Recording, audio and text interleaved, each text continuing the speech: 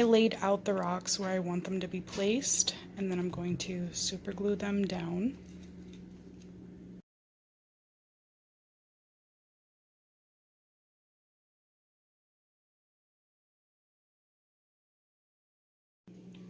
So this is the finished product basically. I made mine for my mom. So I kind of just did it in a way that I think she would like it, not necessarily if I wanted to use it as a decoration. I painted the outside like I showed you guys, just so it wasn't sticking out in like an obvious white color. I put a couple sequins for like accents.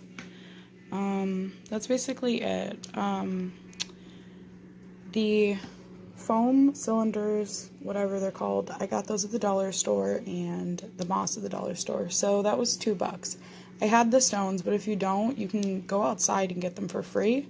So this whole thing, I had everything but those two that I bought, and it cost me $2.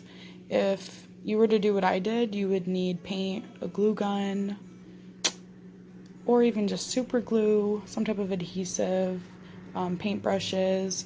There'd be a few things you need, but if you don't have everything, I'm assuming you could do this craft in under $10. And buying this would be really expensive. So there you go. I hope you guys enjoyed that.